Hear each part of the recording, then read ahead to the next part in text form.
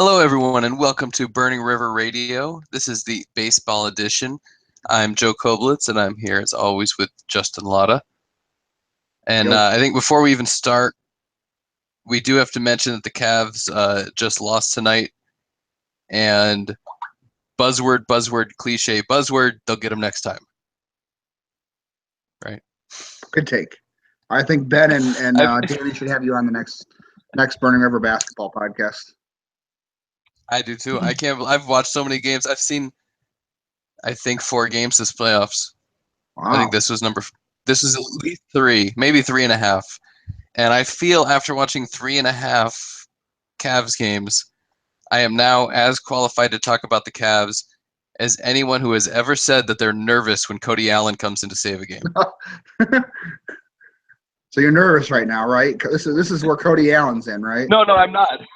I'm just saying that if you've ever said you were nervous talking about Cody Allen watching an Indians game, then I have the same amount of qualifications to talk about the Cavs as you do to talk about the Indians. I would definitely listen to All your right. Cavs. Yeah, no, I don't have any. I don't care.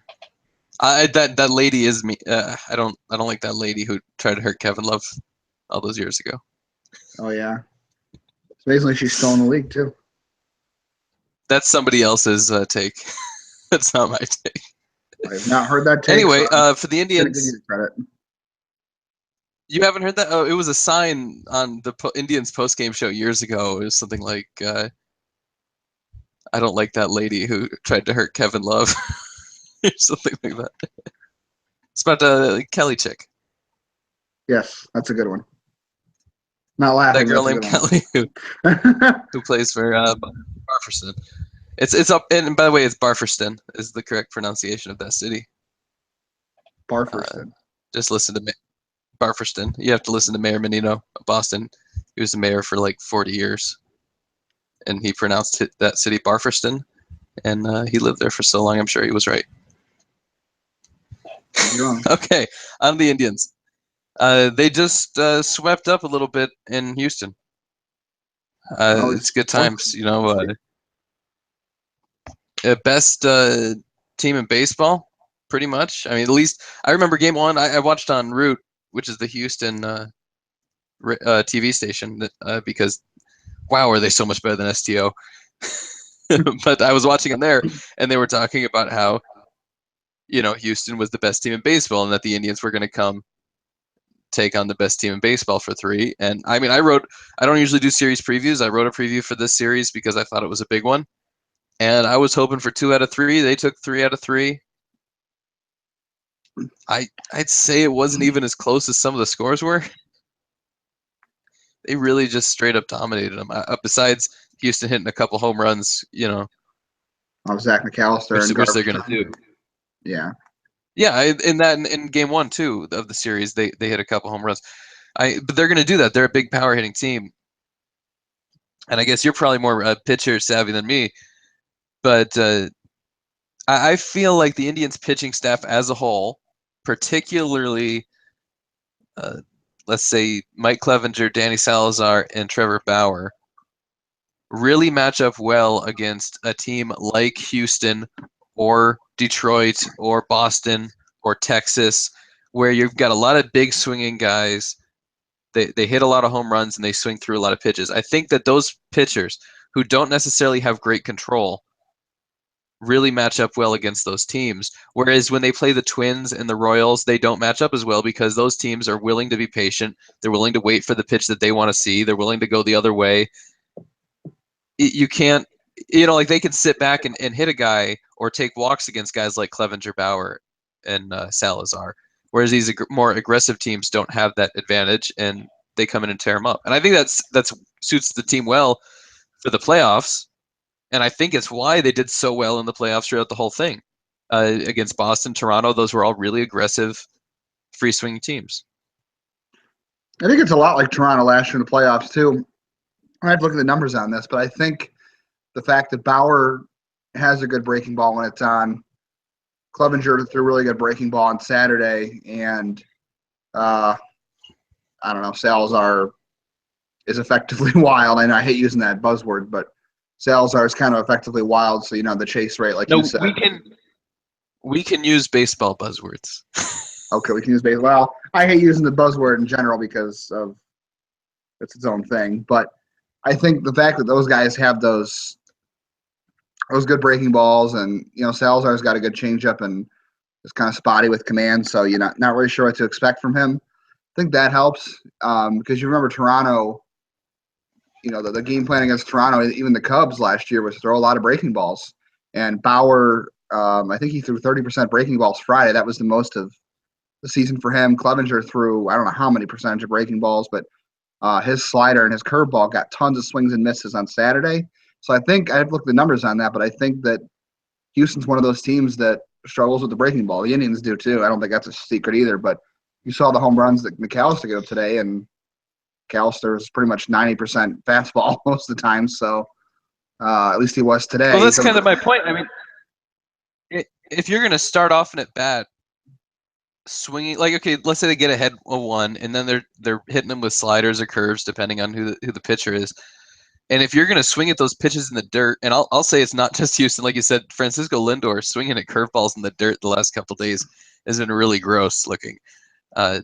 He's throwing his bat at it. Yeah, it's been really awful.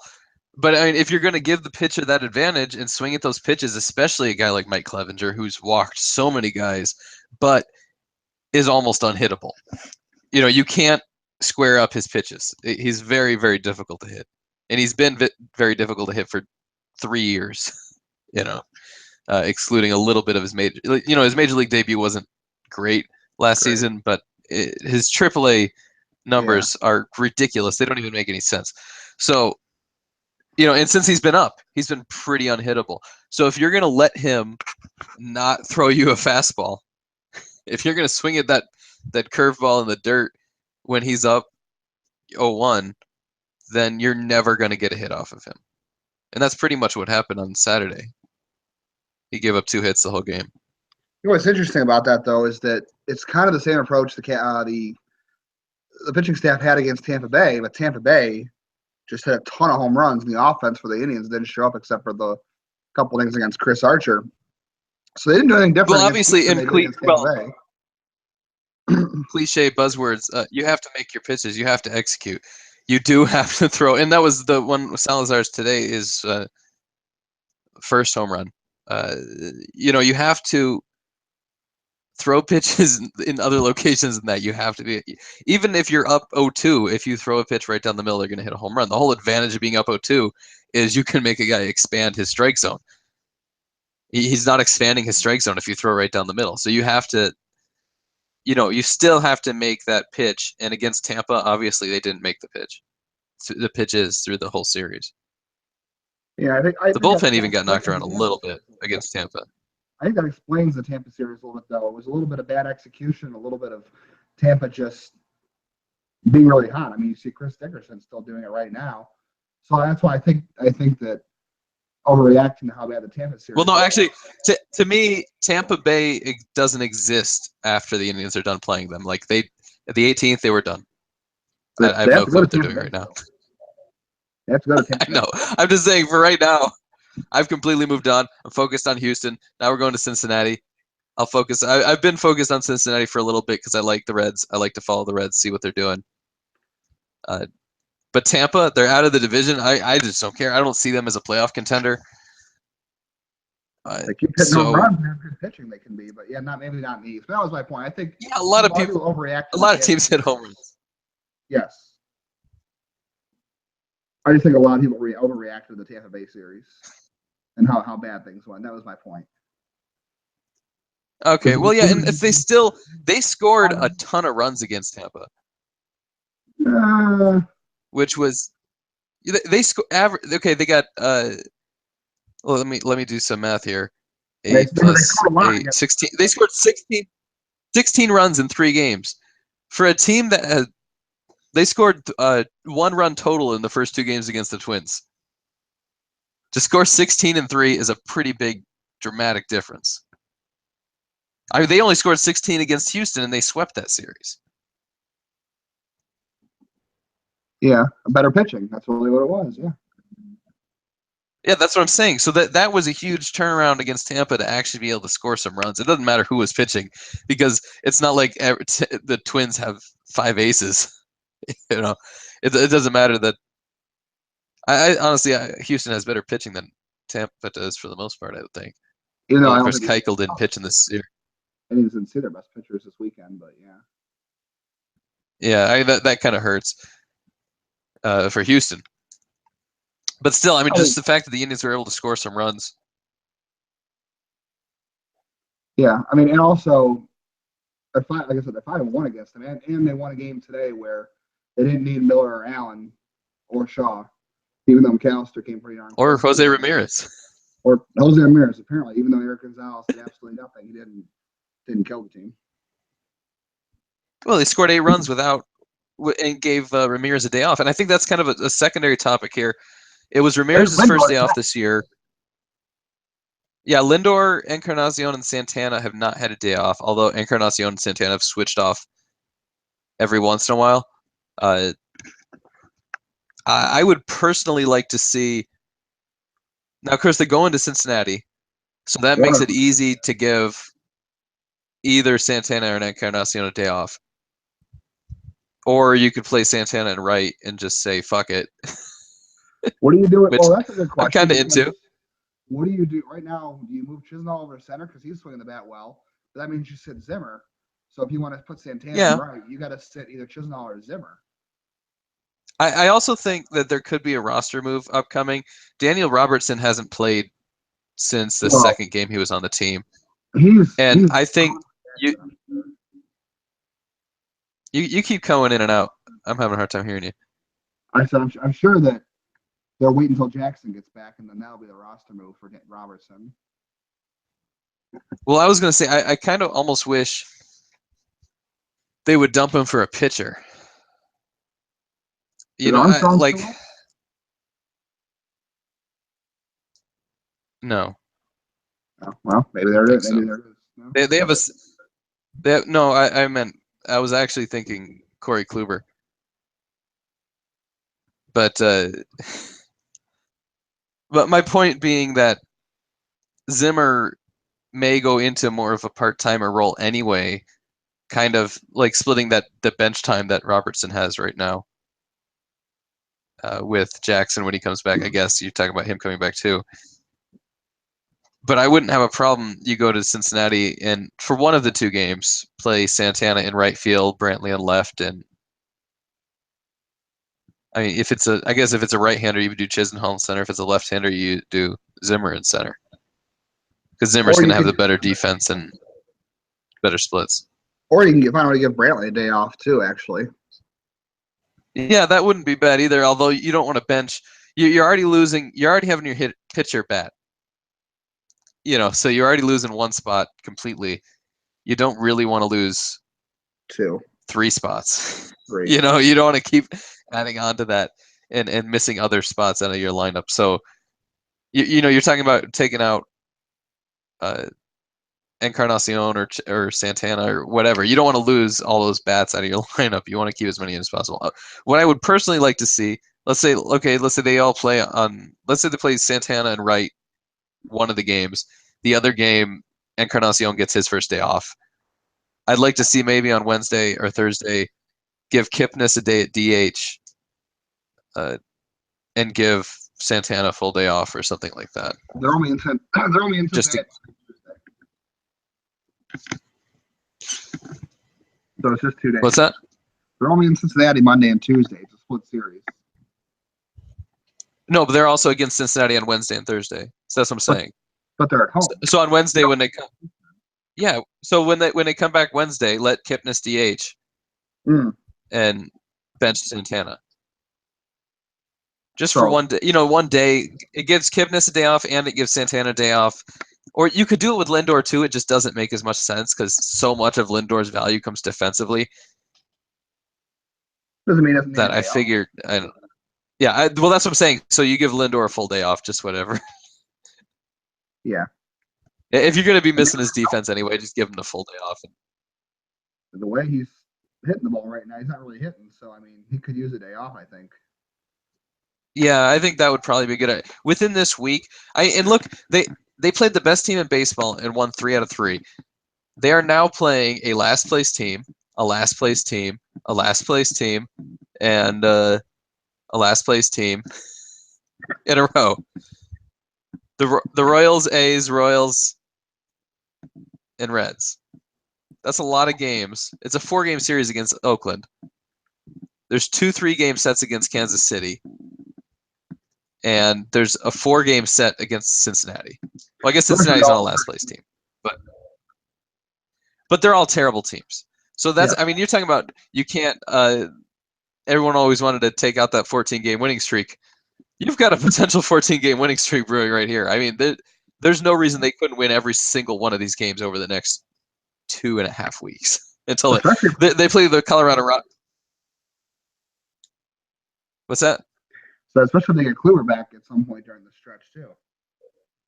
Yeah, and they don't play the Rockies until the Rockies are on June 6th, and that's the first good team they're going to play. And then they play the White Sox again, and then they're going to play the Dodgers after that.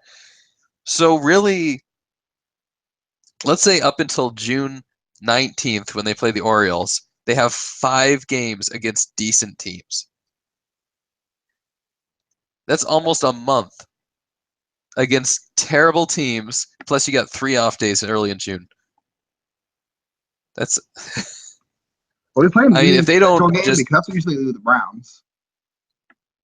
Well, I'm just saying if they don't completely dominate and take over the Central and not give it up again after that point, then I would say that there's a serious issue with this team. Because that's when you have to. When you're talking about the Browns, like it's so much different because you 1 game equals 10 games in baseball. And you're not really like, so it's such a bigger deal to win a single game, and you can kind of see which teams are going to be great and which teams aren't. They're not going to win every single one of those games. I'm not saying that. I'm saying that they're going to win enough of them, and they're against the right teams. You beat, they got 4 against Minnesota in mid-June. That's a big series. They got 6 against Kansas City, 3 more against Chicago. If they can beat up on the division and really just put a gap in there, they can kind of, start coasting a little bit, I think. So are you saying this is the cast? Keeps in the cast. Is this the Indians' most important stretch of the year so far, or potentially of the year period? That's like the least. It's like the least important. You just said though, if I guess if they don't perform well in this stretch, yeah, they should. Then okay, I guess what I'm saying. Yeah, if they have. Okay, you've got guys who are already underperforming, and it looks mostly a lot luck based and a lot defense based. I just wrote something the other day about the Indians pitching staff coming back. Like how long is it going to take them to get back on track? Guys like Salazar and them. And Salazar pitched pretty well today. Not great, but decent. And Clevenger obviously was incredible in his last start. But what I noticed, Indians are first in all of baseball in xFIP. When I looked the numbers up, they were last in ERA. And then after Clevenger's start, they moved up 2 spots in ERA. But they were literally first in what their ERA should be, and last in what their ERA actually was. And a lot of that was the fact that they had this gigantic batting average on balls in play. And I think some of that batting average on balls in play has to do with the fact that the outfield defense has been terrible to this point, prior to the Zimmer promotion. And guys have been crushing the ball when they make contact with Bauer and Salazar, in particular. They've been hitting the ball extremely hard. And when you hit the ball extremely hard to the outfield and you've got shitty outfield defense, you're going to have a really high batting average on balls in play. And I think a lot of that stuff is going to start coming back into more normal numbers. So you not only are playing bad teams, but you should also see some return to the norm. With those guys particularly. And like you said, with Kluber coming back, and Carrasco's pitching on Tuesday against Cincinnati, so he's got a little puff game.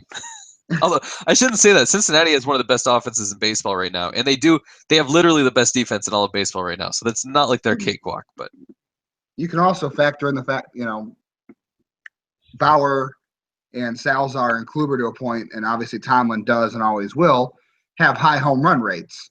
and that home runs aren't put into batting average on balls in play, so that's also going to But they inflate do it as count an well. XFIP. Yeah, they count Yes, an but FIP I'm and saying XFIP. for batting average on balls in play, you're still only talking about the balls that are getting in the outfield where the outfield is struggling. That doesn't even include the home runs, so it's twice as bad as far as batting average on balls in play because that excludes all the home runs they've given up lately, which makes it Yeah, even more fluky. Yeah. But although everybody's giving up home runs, there's home runs everywhere right now. I'd like to now. We did mention that Kluber was coming back. Obviously, Tomlin's coming back on Tuesday, or not Tomlin. Carrasco's coming back on Tuesday. So you've got everybody back. What's that? Maybe I said Kluber, maybe 2 weeks. I think he's closer than that. I mean, he pitched. He threw 50 today.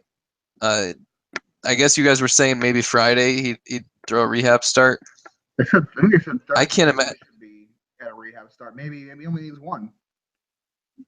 Yeah, I can't imagine. He hasn't been out that long that he needs more than essentially 2 rehab starts because he had one today. It wasn't against real. It wasn't in a real game. It was against real hitters. It just wasn't in a real game. Or was that yesterday? He had that. I don't know if it was real hitters or not because I don't know if you've seen the Captain's offense this year, but it hasn't been great. Hey, those are the guys that were in Arizona 2 years ago, so I like those guys. Yeah, well, they can't. The last good AZL team the Indians had was headed by Yu Chang and Bobby Bradley, and they're in Double-A right now. So you can see how good the AZL team has been for a few years. Except for, I mean, they've got sparks like Tristan McKenzie, but as a whole. And neither Bradley or Chang has hit the ball real well in Akron either. Yeah, we're not going to worry about that right now. I'm just pointing it out. It's not a good sign. Kluber could be back by the end of May, definitely by first week of June.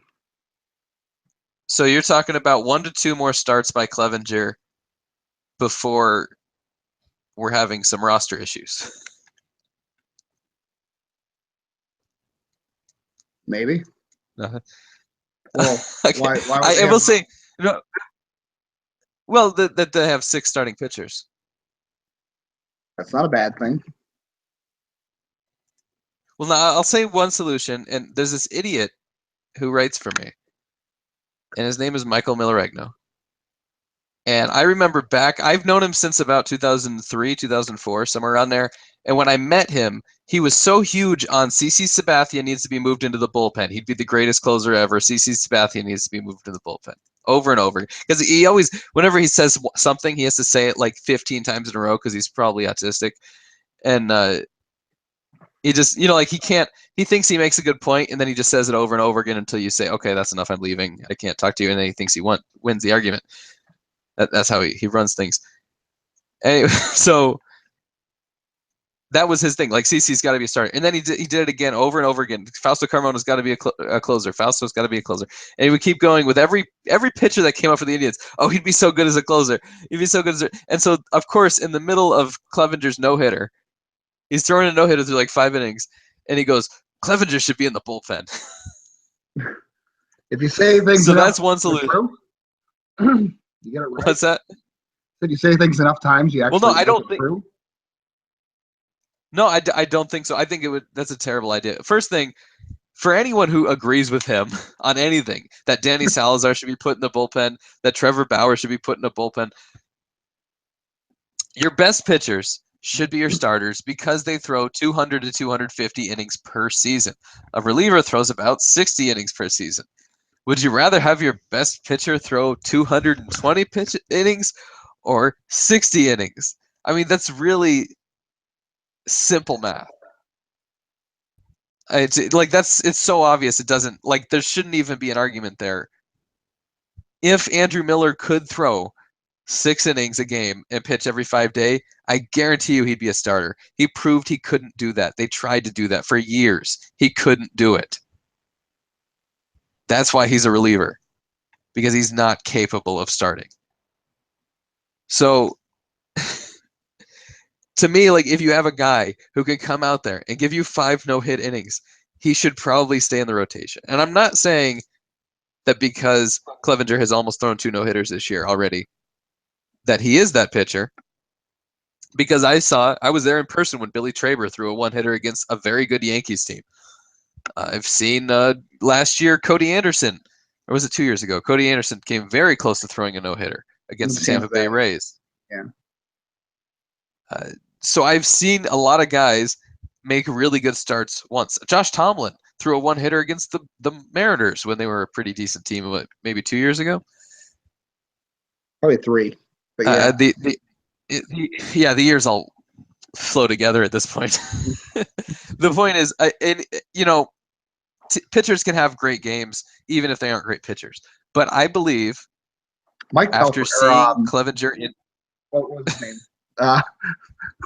The guy Armando Galarraga, the White Sox. Armando Galarraga, and who was the White Sox pitcher that Philip Humber. There you go. Okay. Had to get that in there. Sorry. Okay, I was thinking of Galarraga, the Tigers pitcher who had that one that. Philip Humber actually threw a real perfect game. Okay. Yeah, so it happens. I mean, and Addy Joss threw one. So if he could do it, anyone can. Sure. Yeah, pretty much. Someone was comparing Andrew Miller to pitchers from 1968 or something like that. Anyway, where'd he go? Yeah, so Clevenger's numbers in the minors, particularly, and I'm not going to say you can have great numbers in the minors. Again, if you could pitch a few good games in the minors, Travis Barnhart just pitched a good game in AAA. That doesn't make me think he's going to be a great major league pitcher. Clevenger, in his first ever AAA start, almost threw a no-hitter in the playoffs. And then his next start, he did the same exact thing again in the playoffs. And then he had an entire season in AAA where he had an ERA of 1 something. I'm not going to look up the numbers because I really don't give a shit. And I've seen him enough to know that it's close enough. And then this year, he was completely dominant in AAA again when he was there. There's absolutely nothing else for him to learn there. He is a decent pitcher. He's not an ace, but he's good enough to be a number 3 on almost any team in baseball. And he's certainly good enough to be a number 5 on the Indians. And he's certainly better than Josh Tomlin, which I wrote about like the first week of the season and people gave me shit for. But look at what he's done compared to what Tomlin's done this year. Like, to me, there's no question at all that Clevenger's far superior to Tomlin.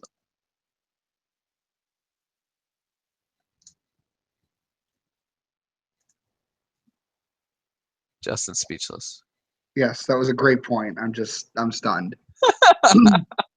Well, I thought you had a point. But, no, I mean I agree. I mean, 6-man rotation. Yeah, so we're talking. 6-man rotation. I mean, no one's really done it.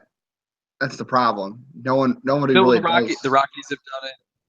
The Rockies did it a year or 2 ago. A few teams, the Braves did it a year or 2 ago. Maybe it was 5 years ago. If I say a year or 2, reminded that the last 10 years have really, really run together at this point. I feel like 2013 was yesterday. Nobody's really used the 6-man rotation long term. It's been for stretches, but nothing really long term. That's the only odd thing. Well, I don't think it would be long term. I don't think this would be long term either. No, and I don't even know if they should necessarily use the 6-man rotation as much as maybe some sort of piggyback role. There's an article I was reading earlier today on Just a Bit Outside from Fox, which they should have never got rid of, Just a Bit Outside, from an author named Russell Carlton, who kind of came to the conclusion, there's a lot of gory math in there, that maybe a piggybacking solution would work where you have 6 starters and, there's 3 starters and 3 guys that follow those starters on each given day. So maybe, and this will never, obviously won't happen this year. I think, honestly, I wrote that article last fall. Under your I seriously wrote like that exact. No, I wrote that last fall, and it was about like if you had one ace who could go out there and give you like 7 innings, could you then have a regular sized rotation where you were only expecting each pitcher to give you 3 innings? And I wrote it because that's what they do in like extended spring training and in sometimes in AZL and a lot of the time in instructs. They'll have a pitcher come out, throw 3 innings, and another pitcher come out and throw 3 innings, and then the closer will come in. Yeah, and that would work. So I mean, like that's think here. And so I wrote that about the Indians, talking about like, okay, so you bring in Tomlin, you have Tomlin pitch 3 or 4 innings, then you have Bauer pitch 3 or 4 innings, and then you got your closer. And I did write that article last year in the fall at some point, and essentially my conclusion was no, it wouldn't possibly be feasible because it's going to happen too inconsistently where they're actually able to pitch that, and then they don't want to. Like, what if you're throwing 4 shutout innings? You don't want to take out that guy after he throws 4 shutout innings. So now you're messing up your whole rotation because you want him to go 6. And then you don't know. Maybe that's not going to work out perfectly.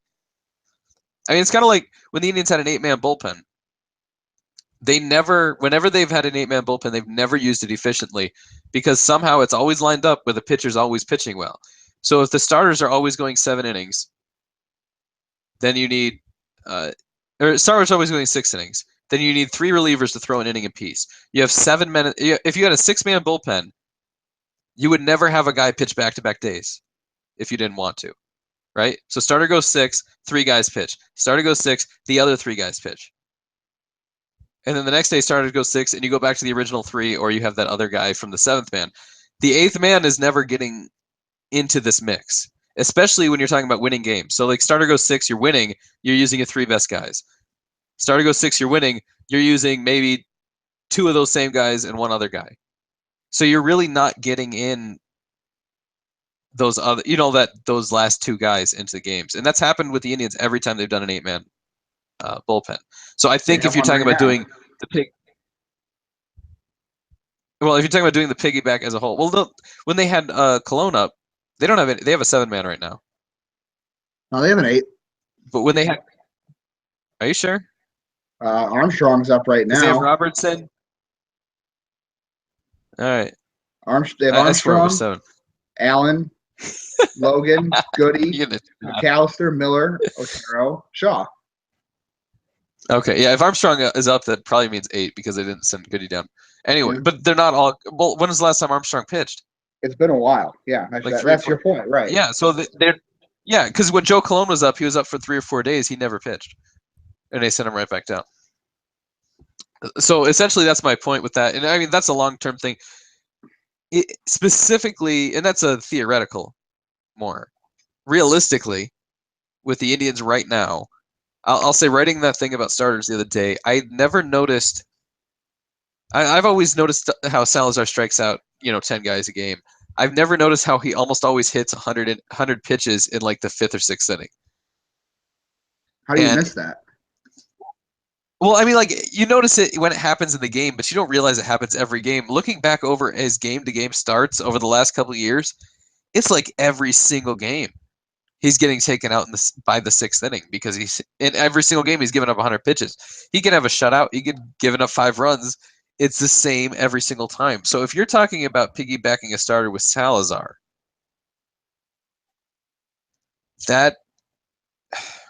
there's a point to that, although I think he's still going 6 innings or 5 1/3 or whatever. So you don't really need a full starter because you're still going to want to use Allen and Miller at the end.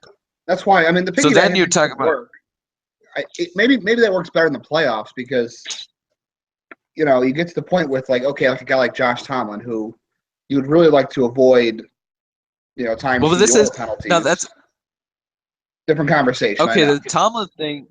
Well, I want to say because Salazar, we're talking about, that's an elite starter. He strikes out a ton of guys, and his problem isn't that he's giving up runs; it's that he's throwing too many pitches.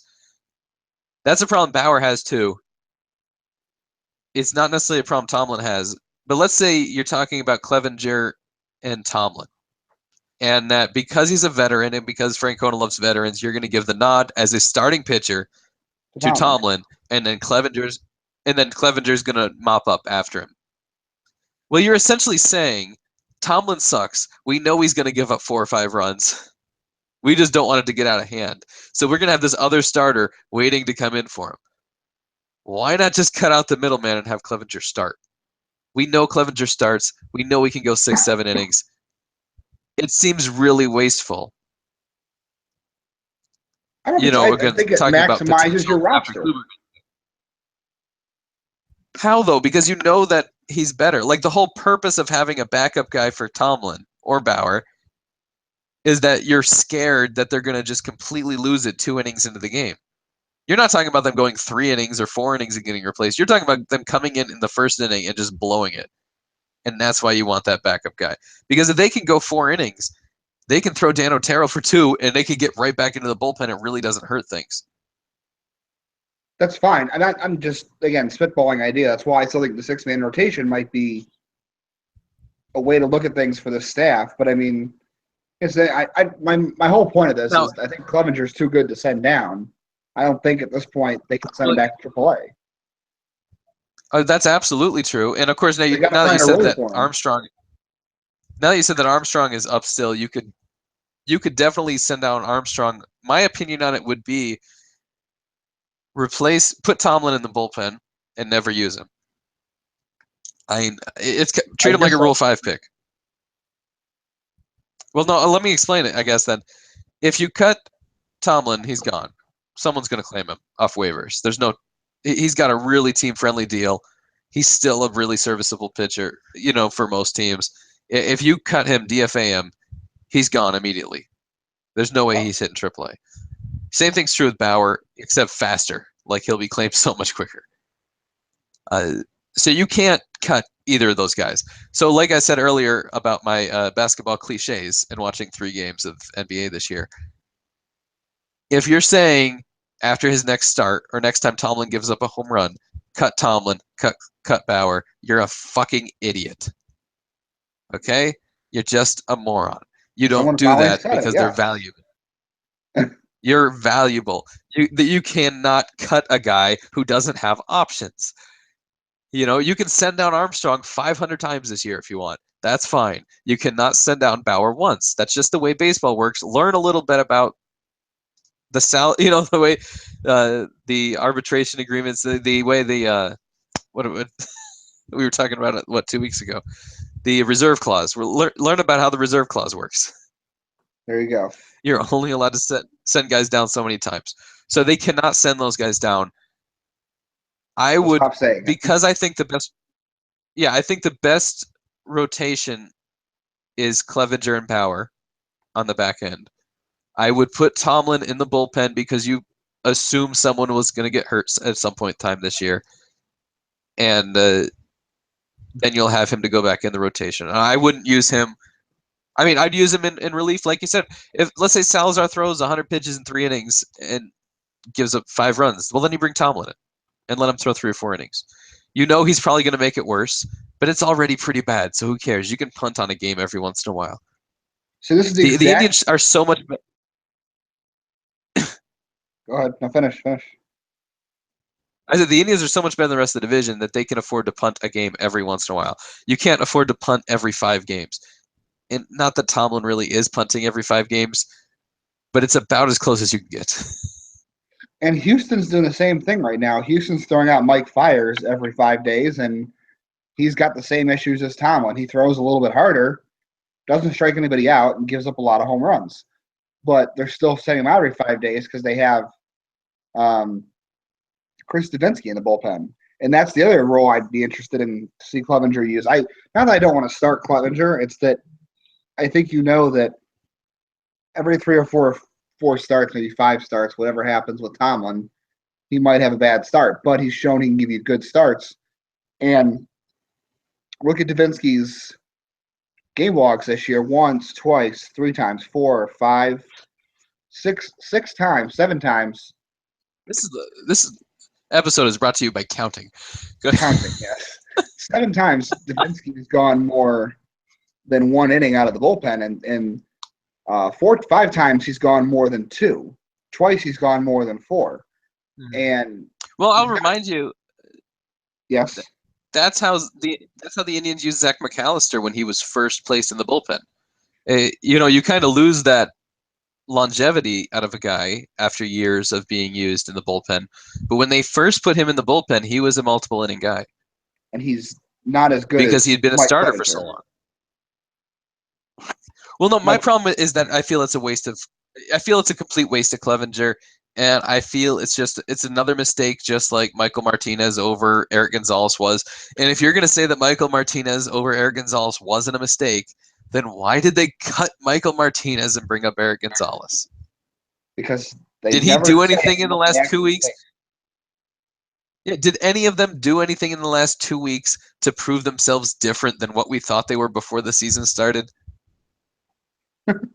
This I mean, is did any other than Daniel Robertson healing, like he got, but I mean, they weren't going to start the year with Daniel Robertson anyway.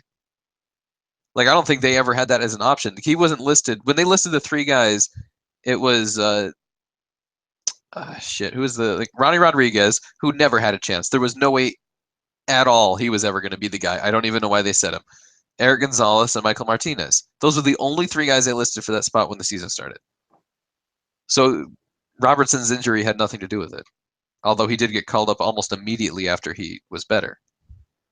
but that's because there were So injuries what up changed? on Cleveland.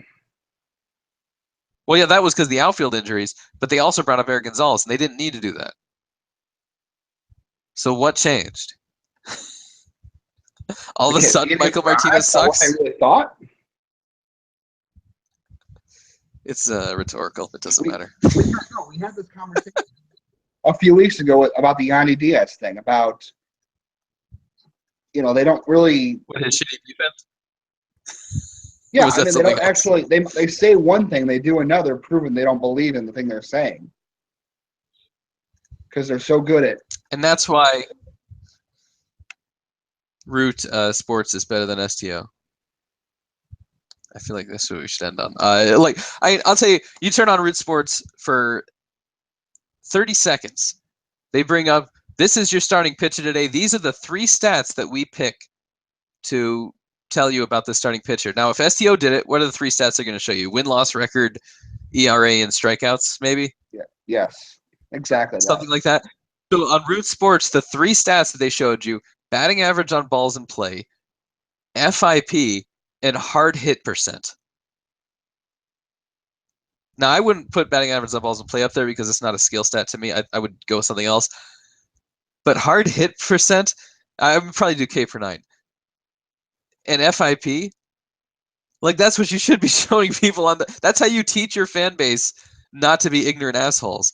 And the Indians, it seems like they like having an ignorant fan base. It's really the only explanation of why they run with Rick Manning and Jensen Lewis, and why they put out things like Yandy Diaz can't play defense, when if you have the internet, you can look up scouting reports of many people who have seen Yandy Diaz that say, yes, he can play defense.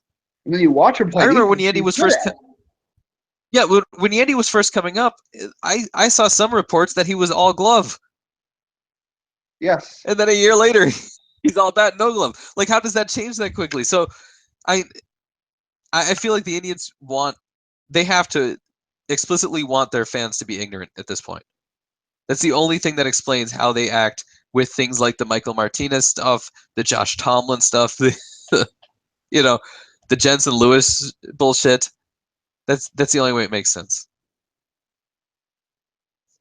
Maybe that suits them. No, I agree. Because it's not like people in Houston are so much further advanced. Maybe they are. I don't know. I've been to Houston. Houston is a big city. George Bush is really advanced. I know. He went to Yale or something. Oh boy. I'm He's going to stay out of that one. Real smart guy. Everyone knows how smart George Bush is, and he's like typical of Houston. Abu Ghraib. Abu Ghraib. But before Justin says something even more offensive, let's wrap this one up. Remember, the Cavs will be back, and they're probably going to win their next game. I mean, seriously, they're not. I watched this entire game, and I thought they were going to. Shut up. I thought they were going to win up to the last second. The Indians are probably going to win their next 15 in a row. the Cavs will probably win. Let's say the Cavs win their next 5 in a row, and then lose 4 in a row. Ooh. That would piss some people off, huh? Well, negativity to end this one. Was that my math right? No, I don't think they will. I think the Cavs will probably. I know nothing about basketball. Don't ask. I have not seen the Golden State Warriors play since Game 7 of the last year's finals. How the fuck could I know anything about them? This is why we are hiring more people for Burning River basketball. Yeah, if you know more about basketball than I do, talk to Ben Belden. Because he knows more about basketball than I do, and he'll be a better judge of whether you know more than I do than I will be. Okay, that's way too much for today. We will catch you next week on Sunday, hopefully. Maybe not. Maybe we'll mix it up and do a different day, now that I'm thinking about it. But we'll catch you next time. Hopefully, Danny and Ben will be back with you. Of course, Mr. Goofball has left for greener pastures, so he probably won't be back. But he might be. Shade. You never know. No, I've got no hate for him. I'm just saying he's probably not going to be on the podcast anymore because he did a little quitting. But it's good for him. It's good stuff. We're proud of him. I love everybody. Mostly. In the whole world. Even Michael Martinez. I feel like I did this on a podcast last year. It might have been with Ryan Thompson on Tribe Time. What was that show called? Tribe Time Now. Was it Tribe Time Now? It's been a long time. I don't know. I think that's what it was called. Either way, I swear we did that when I went through and talked about all the different people I love, like Josh Tomlin and Michael Martinez. And don't lie to your. I just don't want them fan base. I just don't want them playing on my baseball team. Don't say things. I like them as people. Another thing like the Indians. I like them as people. I don't want them anywhere near my baseball team. And stop trying to hurt Kevin Love. That's it. Go Cavs. Go Tribe. Have a great night.